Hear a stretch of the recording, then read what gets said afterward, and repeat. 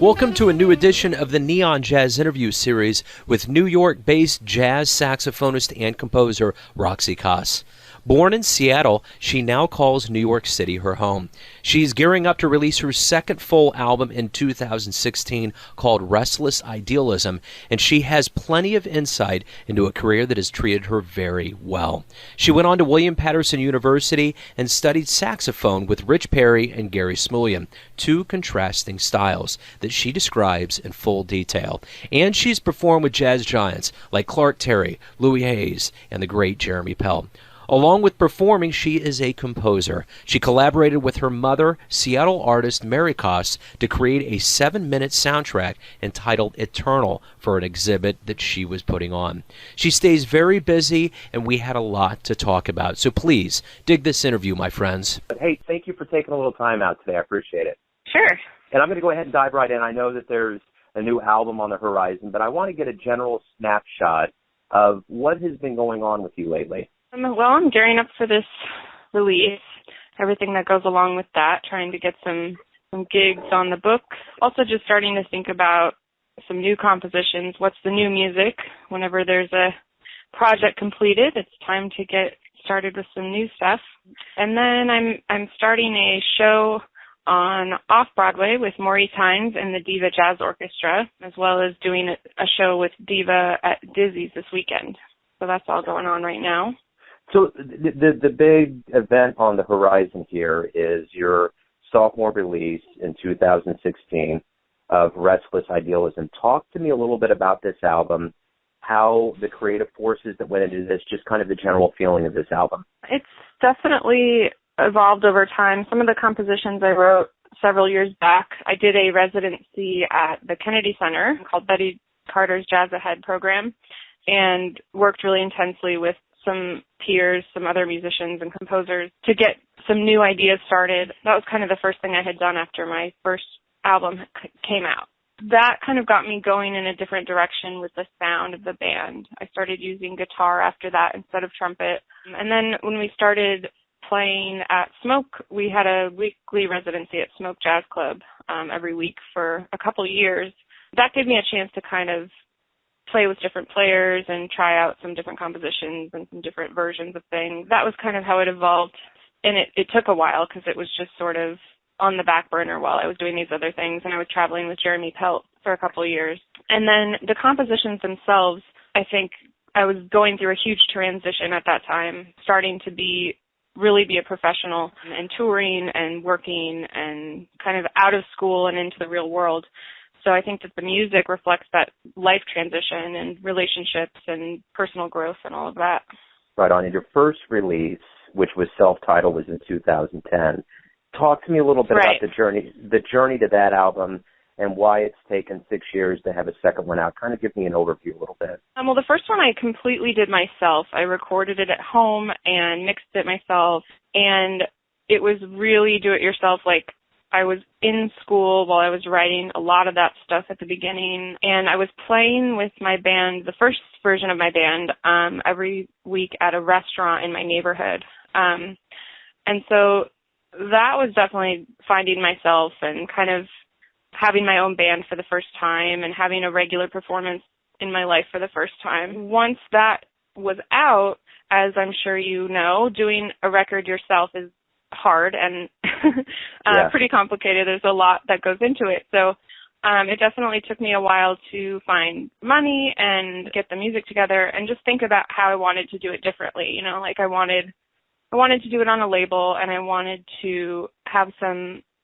players on there that were people that I looked up to and were playing with on a regular basis. So I kind of wanted to take this record to a new level. And so it kind of took me a while to just get all those pieces together. And I still did a lot of this myself. So just learning about the process and learning, you know, what are the options for recording studios or what are the options for labels and all those choices that you come across throughout the process. It took a while for me this time. Yeah, that's a massive learning curve in itself. Let's keep going back in time here. Let's go back to growing up in Seattle. Give me an idea of what it was like in your childhood to give you this love of music, and more specifically jazz? I was always a musician. I was always music was my favorite thing. When I was 5, I was in music class at school, and my music teacher told my parents, wow, she's really talented. You should get her some private lessons. And I started piano. And I happened to have a really cool piano teacher with a cool piano method, where we focused a lot on ear training and composition instead of the traditional just learning classical pieces. So that gave me a really good foundation so that when I picked up the saxophone, I already kind of had a pretty good understanding of music theory basics and kind of a good feel as a foundation. And then I went to Washington Middle School, which is famous in Seattle. Robert Natt taught there, and he got me into jazz. He gave me a tenor saxophone for the first time, and I was like, I'm never putting this down, and introduced me to some new records, and that was the first time I really listened to jazz and liked it. And then when I went to Garfield High School, which is also famous, Clarence Acox runs the band there. He brought me out to Europe, and we came to New York 3 times, played with Wynton Marsalis, and when I came to New York, when I was really like, wow, I could do this for my career. I want this to be my life. So speaking of albums, that's another component of this. Was there albums or an album early on that just blew you away? You were like, wow, that's jazz. That's wondrous. Definitely. I guess the number one thing would be Blue Train. I was like the jazz nerd singing along with the solos when I was 15 at a party. So that was definitely a major one, and some Cannonball Adderley, Something Else, and a lot of Art Blakey with Wayne Shorter, that era. Well, you mentioned early on you've always been into music. Did you always have dreams of being a musician growing up, or were there other aspirations or dreams when you were younger? I think the first time that I realized I wanted to be a professional musician, I was 15, and it was after my first trip to New York. Before that, I didn't really have a picture of what a musician was, but it's always been high on my list of what's in my consciousness, what am I passionate about, what's going on in my life, whether it was a music recital or, whatever it was. I think I had the usual kid development, I want to be a teacher, I want to do this or that, but I was never very passionate about any one thing until I really found music. And then obviously that boded well for you. You graduated in 2008, magna cum laude from William Paterson University. And during that time, it mentioned that you studied sax with Rich Perry and the great Gary Smulyan. What was it like to, you obviously excelled well in school and learned from some of the best. What was that experience like? Gary and Rich are two polar opposites. Gary was my teacher my freshman year, and he just really threw me into the fire. He's like, okay, learn these 10 songs this week. And I'm like, how? I don't know how. And then he was like, okay, we're going to play Coltrane Changes on Body and Soul. And I'm like, I don't know what that is. And he's like, you'll hear it. So his style is very just let's just do it, and then we'll talk. Rich Perry, on the other hand, is very thoughtful, and he would just sit there and listen to me and then say, well, have you thought about this? And so I think that was a good balance for sure, to have those different kind of methods. And I also did some studying during that time classically with David Dempsey, who's the coordinator over there. I think I got a good mix of people's opinions, which I think is important at that age. Well, I'm going to play off of that metaphor. It seemed like you had a real yin and yang geographical bounce. You go from the West Coast, Seattle, into the bevy of jazz on the East Coast in New York. What was that kind of cultural shift like for you to go from that, which was your homeland, to kind of the recognized world mecca of jazz in New York?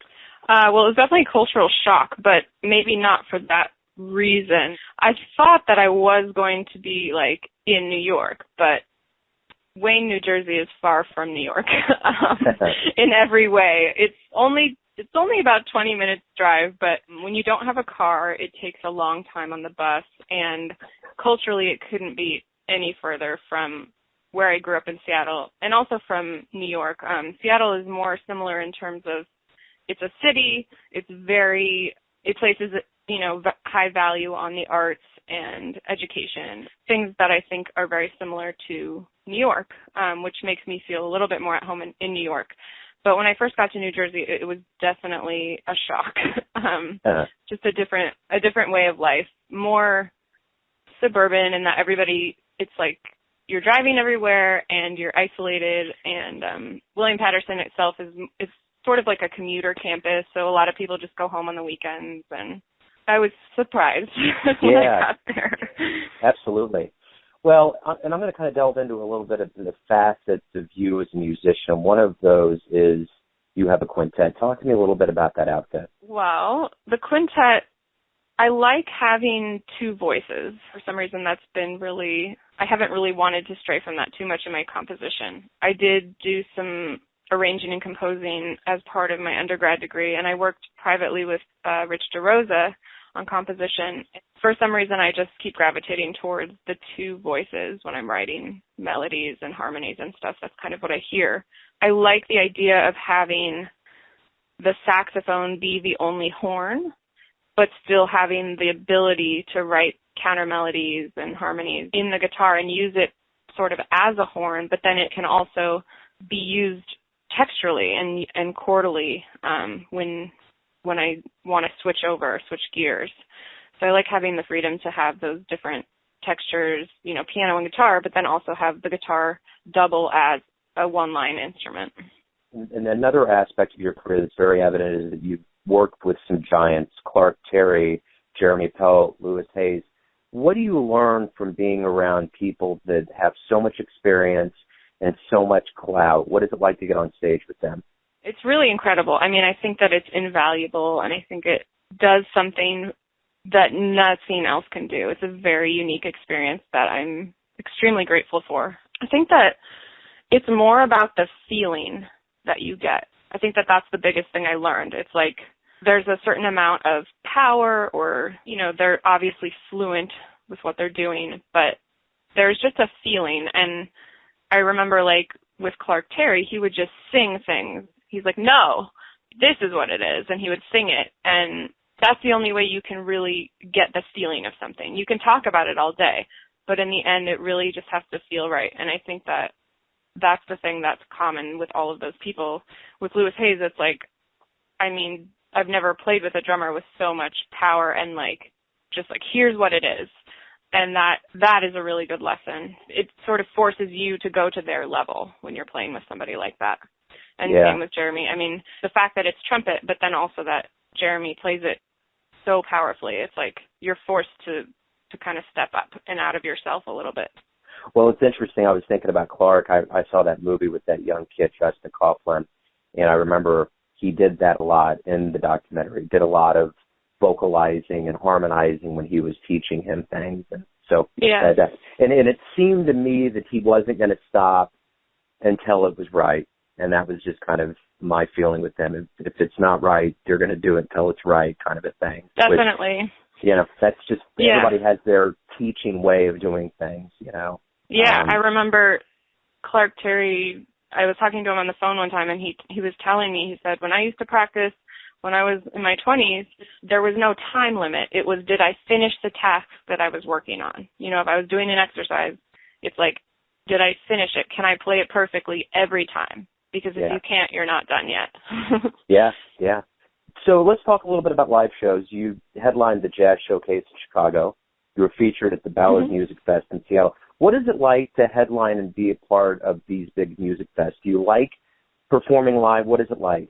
Yeah, definitely. For me, that's basically why I do what I do. It's definitely one of the best things for me, one of the major highlights. Being able to perform in a festival or venue like that, especially when there's a built-in audience or an audience that maybe doesn't know you yet. Those are some of the most fun experiences because you can take them on a journey. I like playing for an audience that doesn't really know what they're getting into. And at the Ballard Jazz Fest, we had a great audience. We had a packed house. It's also fun to play in different places. Like if I play in Seattle or I play in Chicago or play in New York, you get to know that different locations have a different feel and the audience members feel different. And so that's interesting to explore as well when you're performing in different locations. Another facet of you is that you're a composer and you collaborate with your mom, Mary, in Seattle for a 7-minute soundtrack. for one of her exhibitions at the Method Gallery. Talk to me a little bit about how that was to collaborate with your mom, A, and B, what it's like to be a composer as a actual musician. It was really cool to do this project. It's the first time that I've worked with my mom and my sister on a project. My sister's tap dancing on the recording. She was recorded tapping, and then I used some of those samples for the composition. I think that it's important to me to do things like that. One of the things I got from my mom is like this side of me that's very interested in feminist things and making sure that the feminist voice is heard and the feminine voice is heard. And so her art has that theme through it a lot, and this show in particular was touching on a lot of those subjects. And so it was an added thing for me that was powerful, that I got to do the project with my mom and my sister, and that we're all artists in different ways. So that was really cool. My mom had the concept for it. She wanted the bass of it to be over a heartbeat, and the heartbeat would change, beats per minute. So the tempo essentially would change throughout the piece. And so I shaped it based on that idea, and then I just layered things on top. And so I think that me being a musician is definitely central to my compositions and my composing, especially for a project like this. I composed a few of the little concepts, like on piano, but a big portion of it was things that I would record myself playing saxophone for like a long time, and then I would just edit that and place things in different places and layer things. And then once I had like the bones, I might go back and add some more things over it. But playing was definitely what inspired a lot of that composition. So let me ask you this. You mentioned your mom. You mentioned her impact. A lot of musicians that have taught you over the years. Who would you say has been your greatest teacher? Musically, that's a hard question. I would say on the saxophone, I had the most intense work with my high school saxophone teacher, who was Mark Taylor, a great Seattle saxophonist. I think that life, my parents definitely put me on this path to be a musician, the inspiration to be an artist. They're both artists, and follow my passion and be a strong woman. These things all helped me be who I am and be in this industry. So definitely them. And the teachers that I mentioned, Robert Nadd and Clarence Acox, are definitely integral in me taking this path in my career. So let me ask you this. Who would you consider your jazz heroes? Well, I think that's a very hard question just because there's so many of them. But also, I think I'm starting to look at living jazz musicians differently. Like when you're a kid, it's like they almost aren't human. It's like this celebrity thing. It's been cool to actually like play with people that I used to look at like that and just like say, oh my gosh, they're human. They're a real person. And it's interesting to see how somebody's personality helps create who they are as a musician and vice versa. So I think that changes as you get more into the scene and you get older. But I think there's kind of the usual list of tenor players. John Coltrane I mentioned, Wayne Shorter I mentioned, Joe Henderson, Dexter Gordon, Sonny Rollins. When I was younger, I listened to a lot of Stanley Turrentine and guys like that. It's a long list, but... Well, this next question will whittle that list down. So I'm going to ask you this. If you could get into the Jazz DeLorean and go back in time, who would you want to see live and where would you go to see them? Oh, I would see Art Blakey and the Jazz Messengers, that band. It wouldn't really matter where, the band with Wayne Shorter, that's the band I would choose. Let me ask you this. Why do you love jazz? Also a hard question. For one thing, everything that's going on right now is so opposite of jazz. Social media, pop music, it's very digitalized, just everything that's happening in the world right now. And so I feel like more than ever, it just becomes more and more necessary in my life as like a very human thing. It's something that the more you put into it, the more it gives back to you. And I think that that's a great life lesson. I love that it's something that is completely what you make it. It's always going to be a different experience every time you play. Even if it's the same musicians, the same compositions, it's going to be completely different every single time. It's very interactive and it's a democratic music. I mean, everybody gets their own thing said.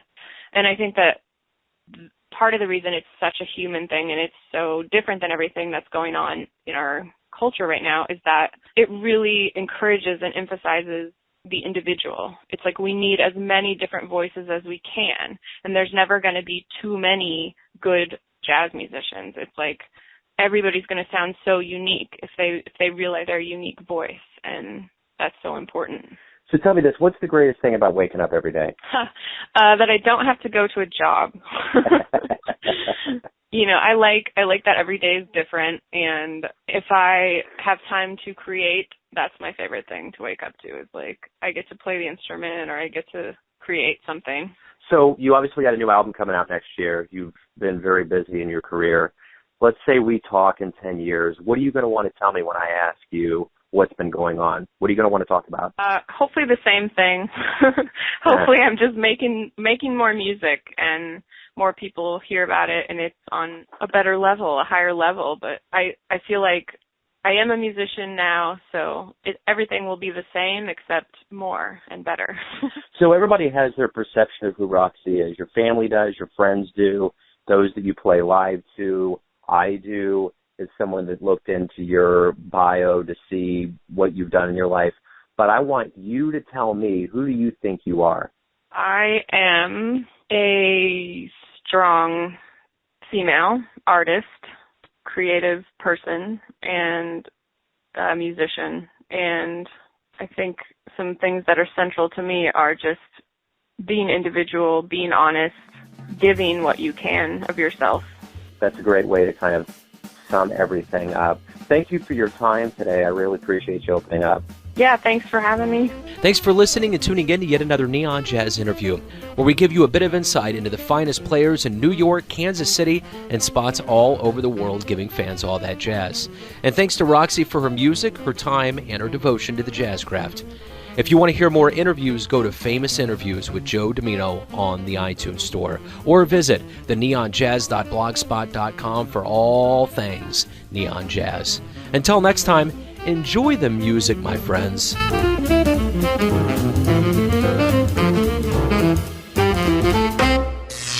Neon Jazz.